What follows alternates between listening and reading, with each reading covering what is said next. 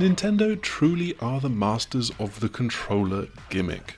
From the dual screens of the Nintendo DS and the Wii U, to the waggling motion controls of the Wii and the detachable Switch Joy-Con. Each one has come with first-party games that really showcase their use and their capabilities and the options they provide. And for the Joy-Con 2's optical sensors and the mouse mode that this enables, that game is Drag and Drive. Drag and Drive is all about pickup games of wheelchair basketball, with teams of 3 and the core rules of basketball like the 3-point line rewarding longer shots and a shot clock forcing you to use the ball within 14 seconds, all preserved here. But playing the game requires that you unclip the Joy-Con 2 from your console and then use them as though they're computer mice, tipping them so that the optical sensor faces a tabletop or a trouser leg to track your motion inputs. Pushing forward along the surface with your hands pushes your character forward with a corresponding wheel on their chair, and it quickly becomes generally intuitive to race forward, turn through corners and navigate the play space, accompanied by a neat ratcheting click effect from the HD rumble to give a satisfying feel alongside this.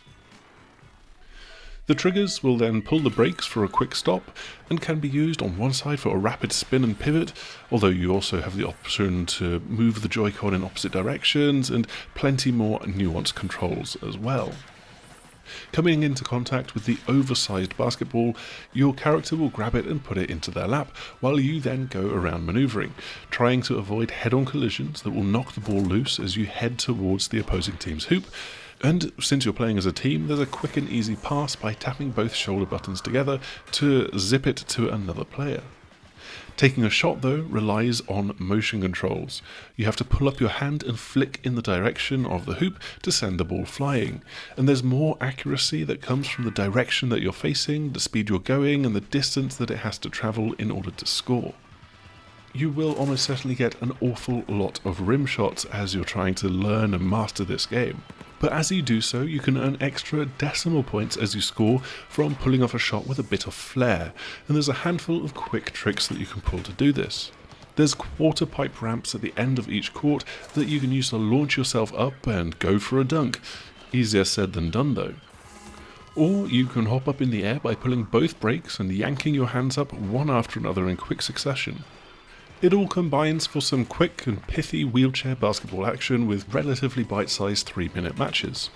There's plenty to master here, like the perfect angle to go for with a dunk, and it's difficult to feel truly precise in your actions, to get the subtle turns that you need in order to succeed. Team play could also be rewarded with quick passing, getting yourself around a defense, and there's the end-to-end nature of basketball that is absolutely here throughout. The game is wrapped up by a shared play space for both public and private lobbies. Called The Park, it has all of the appearance of a skate park, and it's littered with challenges to help you learn the controls. There's races, there's cone slaloms, there's obstacle courses, shot challenges, ramp time trials, and much more. The general matchmaking, as you're in this public area, will mix and match players from the lobby into teams, sometimes filling in an AI if there's an odd number, and then matches are broken up with a couple of shared mini-games as well. You have preferences to let you engage with or avoid these as you'd like. But once you get past the simple motion and mouse controls and have a handle on how the game is played, what's surprising about Drag and Drive is just how dour and soulless the game's visuals are. The park is this grungy grey warehouse of an arena, and all of the characters default to black and grey clothes, helmets and wheelchairs. Yes, there is colour from the paint inside the 3-point line, around the side of the courts and from spotlights, and yes, you can change your avatar's outfit to have different colours, but they are muted at best, and the overriding memory that you'll have of this game once you stop playing is that it's as grey as the Xbox 360 era was brown. There's also a real lack of unlockables and cosmetics.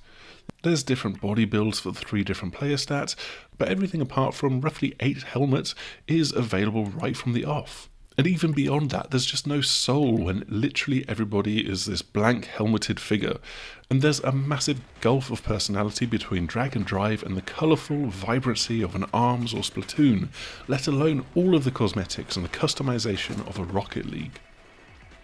The other aspect is the instant gratification that Drag and Drive can't quite match. Where ARMS was all about using motion controls for punching, it had button controls as a fallback to let anyone play. but needing to pull the Joy-Con 2 to play this game means that you can't curl up on the sofa or lie in bed and play this, as you would be able to with a Rocket League.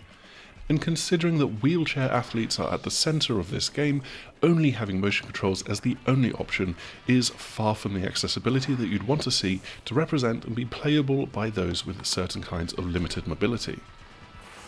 All in all, Drag and Drive makes good use of the Joy-Con 2 mouse controls for a simple game of wheelchair basketball, but it lacks so much of the charm and the personality and care that you would expect and want from a Nintendo game.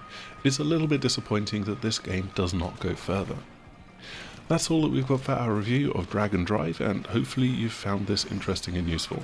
If you have done so, make sure to like, subscribe, click the bell icon, all of the usual YouTube things, and hopefully we will see you again soon. Goodbye!